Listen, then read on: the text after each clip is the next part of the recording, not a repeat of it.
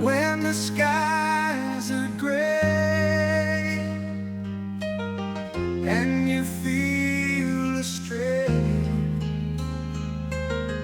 Who you gonna call when you need this straight truth? Yeah. You got any new songs, Muckster?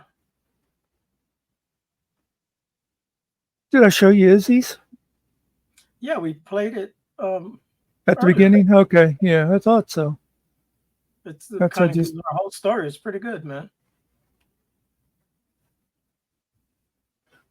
You know what? Let's go ahead and play that for Toddler's audience, because I know they're all Izzy lovers over there.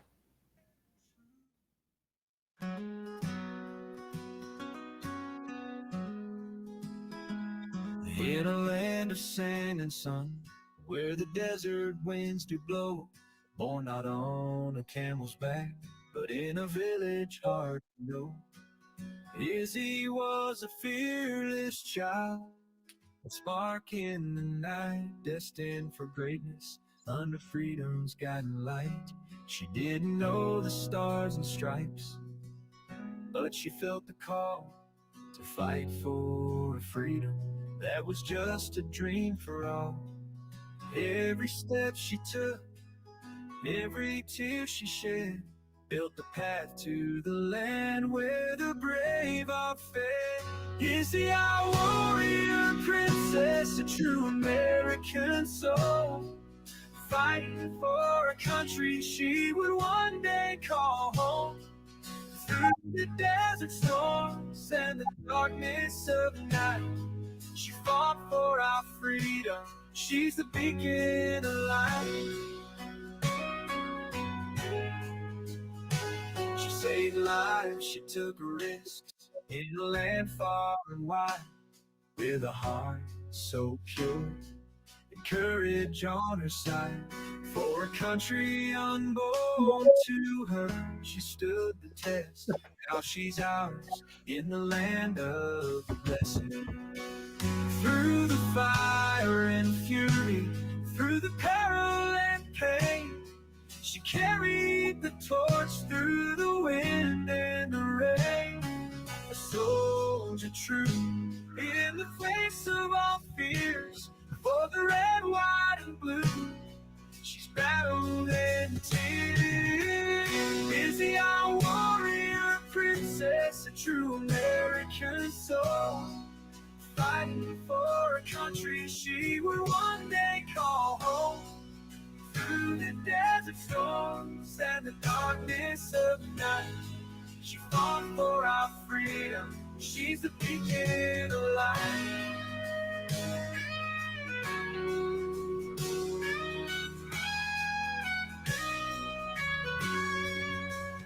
Through the fire and fury, through the peril and pain, she carried the torch through the wind and the rain.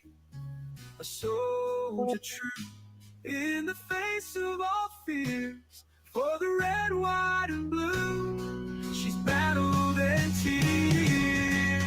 Izzy, our warrior princess, a true American soul, fighting for a country she would one day call home. Through the desert storms and the darkness of night, she fought for our freedom. She's the beacon of light.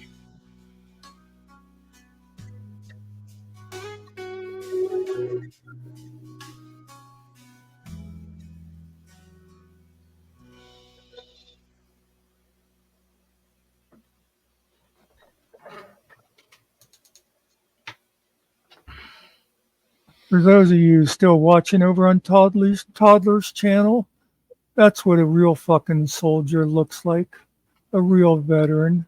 And here's another, how you doing, Sergeant Major? And she wasn't even in the military. No. I had to throw the Sergeant Major in there, by the way. Yeah, I saw somebody was saying they wanted to see me come up. I figured I'd come up for a few minutes. Just because. Had a great weekend at the racetrack. I'm a grumpy old veteran, T-shirt on. Oh, My level of sarcasm is, I don't know what it says. But anyway. But yeah, good weekend at the track. cool. Nice. Kept it on 2 wheels. Yep. And I'm riding like a puss. I need to step it up a little bit. But shit, I've only raced once this year before this past weekend. So I really need to get out there and get some seat time on it. That'll get me faster. Yeah. And I knew a guy a couple years older than me, which, by the way, if anybody saw my video about D-Day, it was he's the son of the guy I was talking about in there. But anyway, he spent a couple years professional hard track, and he told me he had to quit once he started to, how'd he put it, not be afraid, but realize he could get hurt, basically. well, I got hurt pretty bad last year in February, so yeah, it's still a possibility, but I still do it. I still enjoy it, and I'm still I'm not a hazard to anybody else when I'm out there. So yeah, I'll keep going. As long as you're having fun. That's it. That's it. I'll know when it's time to quit. Yep. Speaking of motorcycles, can you answer a question for me that I've wondered about? With the tricycles, are there advantages and disadvantages to having the two on front or back? I don't know. I've never ridden either one.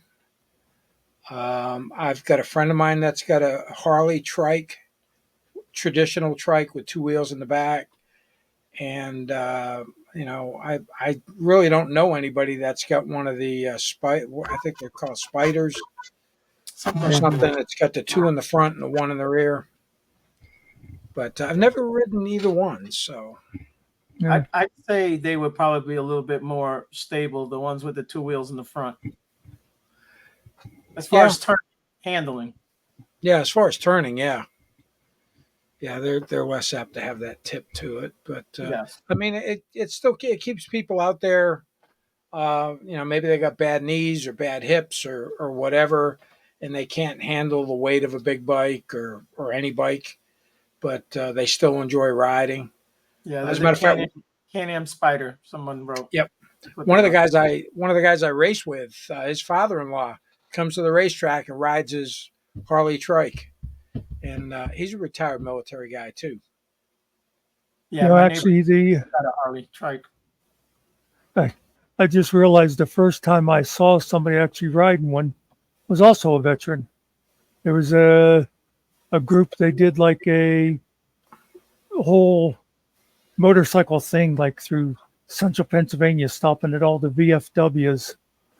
And that's the first time I saw somebody when they came to our town that had one. It was the Spider one. And I see you had GS up earlier. Yeah, briefly. Yeah, for a short period of time. He is an arrogant individual. There's no doubt about it. But I mean, every unit has to have a detail soldier, and I'm sure that's exactly what he was. It's like I said. I think I said it in one of my monologues today. I've said it before whenever Josh was here talking the one time. That, from a civilian standpoint, I think I speak for most of us. We respect anybody that served.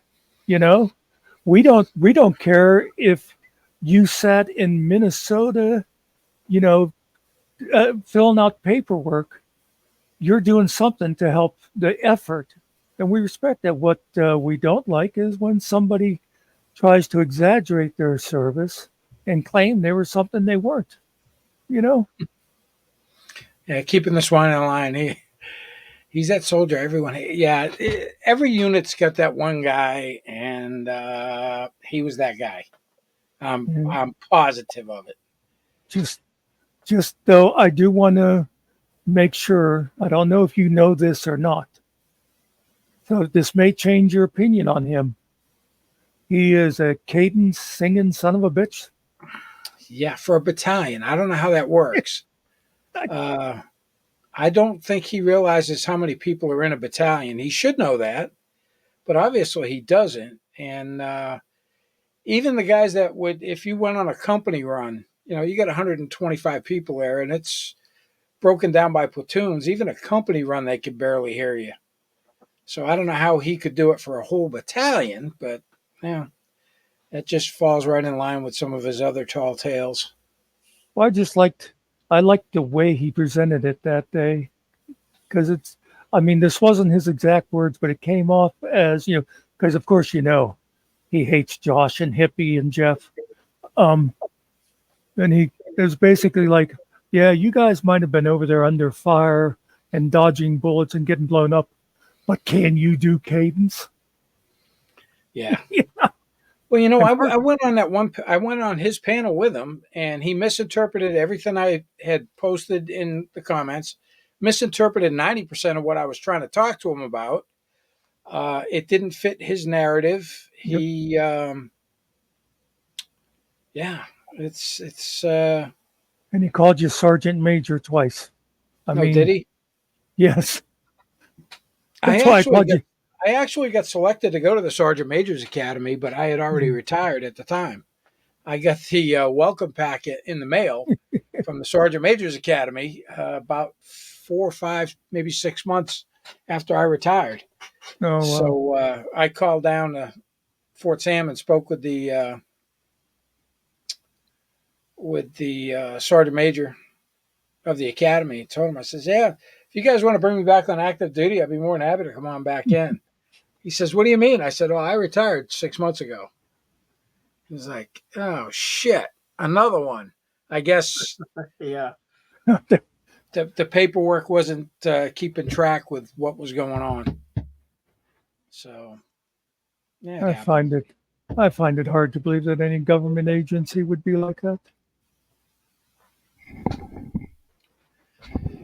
Yeah.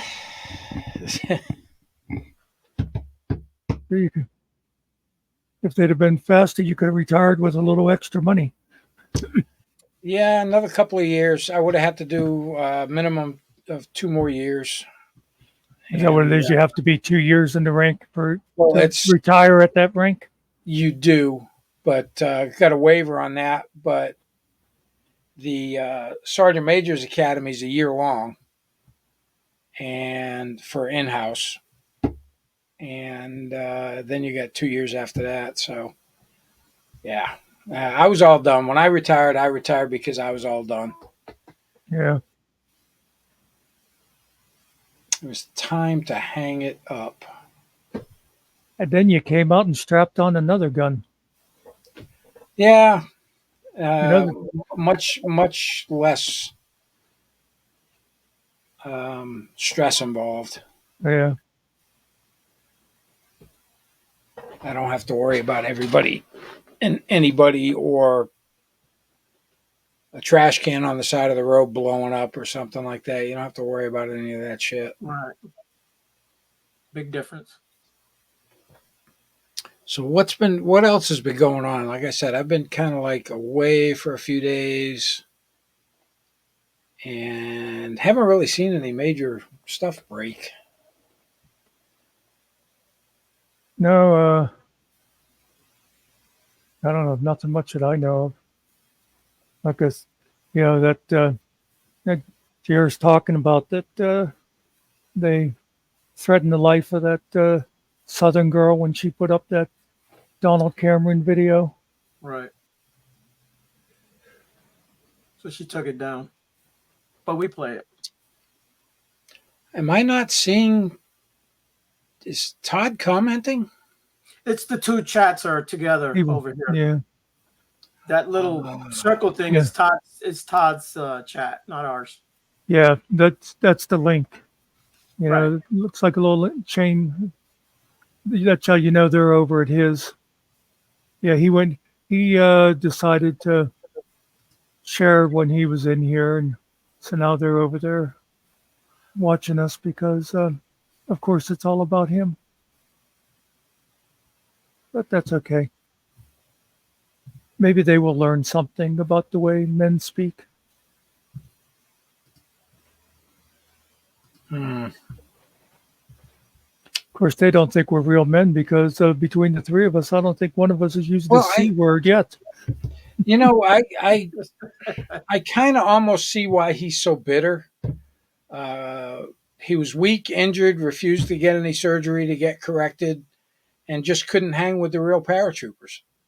So I could see why he's bitter. He says he tried everything to go back, but obviously not if he did not have the surgeries. Yeah. Um, I had I had surgery when I was at Fort Bragg. It wasn't back or neck or anything, but I had to have a tendon transplant in my right arm and my right wrist. They took you can't really see the scars. There's two little cuts here. They took a piece of tendon out of here and put it. Oh, You can Okay. see this scar right here. Yeah. They had to put it in that thumb joint. That was kind of unusual. The only good thing about being at Fort Bragg is they had orthopedic doctors that would come to Fort Bragg from Duke University. I had a Duke University professor that did it's called an eat and litter uh, procedure on that thumb joint. And Dr. Goldner, who was a professor of orthopedic surgery, came down and taught like 3 or 4 majors that were orthopedic surgeons at Bragg how to do it on me. Nice. So Yeah. I got some really good care out of that. yeah. Duke is a Class A medical school. Oh yeah, Yeah. I've yeah, seen it done, but like from the leg tendon up to the arm. yep, Yeah. yeah. They didn't need much. It was just to tighten a joint up so it wouldn't dislocate because I had fractured it pretty badly and the joint was just a mess. So and they gave me back, Yeah. about Yeah. 90. I can't put my hand completely flat. That's the only thing I can't do. It's got that little spot right here where it won't go flat, but other than that, I've got full use of it and always have. So as long as you can still grip the throttle, you're good. Yeah. Yep. Oh yeah, I have no problems with that. The brake. The brake. Uh, Forget the throttle. He needs to be able to brake. yeah. Well, you use these 2 fingers for the front Yeah. brake, Yeah. and I'll tell you, we had the big race, the 101st running of the Loudon Classic on Saturday, and all of the big pro. There were a lot of big pro racers there, and watching those guys out on the track is just amazing. Yeah. This one gentleman, Stefano Mesa. I mean, he was just putting on a show for us. Just 2 wheels sliding the bike into turn 3 to go up the hill. It was just amazing to watch him fly through that corner. It was just unbelievable. And I think there's a new track record. Um, Tyler uh, Tyler Scott, I think he set a new record for the Loudon track at 1 minute and 9 seconds, which is it's 1.6 miles Yeah. with 12 turns. Okay. How many seconds? 1 minute and 9 seconds. 1 minute 9. Yeah. Mile and a half, right? Mile and a half, you said? Well, yeah, 1.6. Oh, 1.6. Just a little bit over. Okay. So that's kind of shitting and getting. Yeah. Yeah. He's moving. Will you be out pretty much every weekend in the summer? Or? No, actually, we race one weekend a month. No. Okay. That's about all you can afford. This past Oh, week it was kind of expensive for me. I came in off of practice on Friday, and I'm wiping down my slicks, getting ready to put my tire warmers back on, and I'm looking at the rear tire as I wipe it down to get all the dirt and stuff that collects on it riding through the pit. And I notice a little shiny piece. A lot of times you'll pick up little pieces of mica, rock, or whatever. But this wasn't. This was a shiny piece of metal. And as I picked at it, poop, I pulled a nail out that was about that long, a little like a brad. And of course, the minute I pulled it out, psst, Yeah. and you don't just stick a plug in a slick, a racing tire. Yeah, I imagine. That was $250 I really didn't want to spend. Yeah. It's not cheap. No, no. On an average weekend, by the time you enter your classes, pay for your camping, tires, fuel, it's about between $800 and $900 for a weekend. Yeah. You belong to any like veterans motorcycle clubs or anything like that? No, I did belong to the Combat Vets Motorcycle Association for a little while, but it's just not me. Yeah. Oh, and I do belong to the Blue Knights, the Okay. But they police motorcycle club. But I mean, I don't ride with them. I go to the meetings, and that's about it.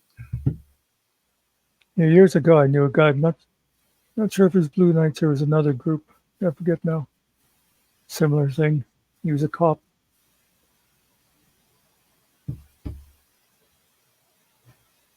Yeah, I don't do like I said. I go to the meetings and support them as Yeah. much as I can, but I haven't been watching chat. Have you, Ariel, to see if anybody'd say anything like, "Hey, ask him this, ask him that." No, I'm reading. I'm reading. Okay. yeah, it's kind of weird because I'll see people answer or say something to Todd, but he's not in this chat. Yeah. So, Yeah. He's picking beans outside or something. He said earlier. I don't know. Picking some snap beans or something. I don't know if he's. well, on his homestead. Yeah. Yeah. Yeah, I looked at his homestead on Google Earth. It's I don't think he could. I don't think he can grow enough vegetables to last a season. Yeah. Yeah. I grow too, but I don't. It's small. It's not summertime stuff, just a little bit. Have something.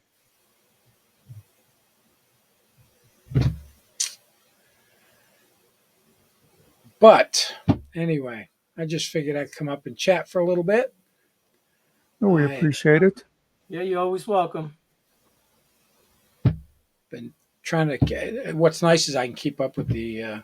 He's sniping. Kittle said he's sniping. Yeah. We know. It's all good. Todd, you're sniping. Hey, here you go, buddy. That one's for you. I'm pretty sure I've seen. I went to his channel once and watched, and I couldn't stand it anymore. So most of what I've seen is like stuff that over at Stone Vets that they'll be showing them. Like pretty sure that's how I saw your interview. I was going to say I'm pretty sure I've seen him complain about people sniping his channel. Yes. Big time. That's why I say it's He okay. complains about everything. Yeah. Oh, he's such Anyway. a hypocrite. Yep. But it's been, I don't know, a week and a half, 2 weeks now since I sent off my little standard form 180. Just waiting on some returns. But you know what I said to him earlier, and I think you'll back me up on this. I was talking about Josh and them. I said, here's something you won't. I said this to Toddler. Here's something you won't believe, but if those guys get your DD-214 and it actually bears up all the bullshit that you've been saying, they will go on there and they will admit it on the air and apologize.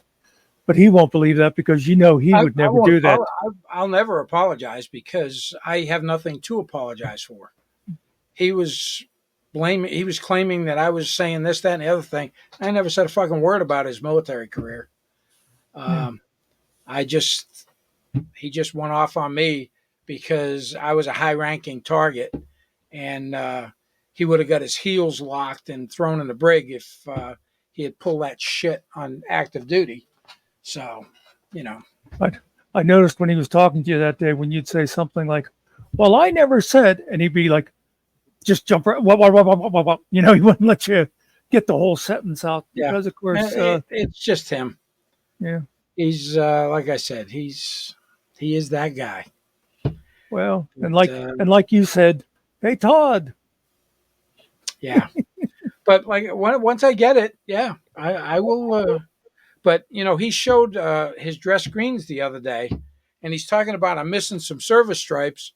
Well, the sleeve that was showing was actually for combat stripes. He had one, which is 6 months, but his ribbon rack really didn't add up to some of the stuff, like his overseas ribbon. It was just a ribbon that, which is one overseas tour. And I was under the impression he had been to Korea and Germany and deployed, so he should at least have the ribbon and a 2 on it. And there was some other ribbons in there that should have devices on them and had nothing on them. And anyway, we'll know all about it at some point in the very Right. near future. Yep. And with that, I'm going to say thanks for having me on, guys. Yep. All right, man. Thanks. And have Thanks yourself for. a great. Yep.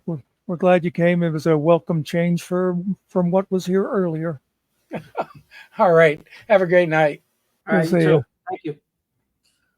See, that's how it's done. You come up, you say what you want to say, you answer a couple questions, and then you're off. Yeah, you notice it wasn't like, you know, so do you belong to this motorcycle group? I don't know you an answer. Why are you asking? Don't ask me questions. I don't know you anything. You see this? Yeah. Wow, that hurts. His feelings are hurt for being flipped off. Uh,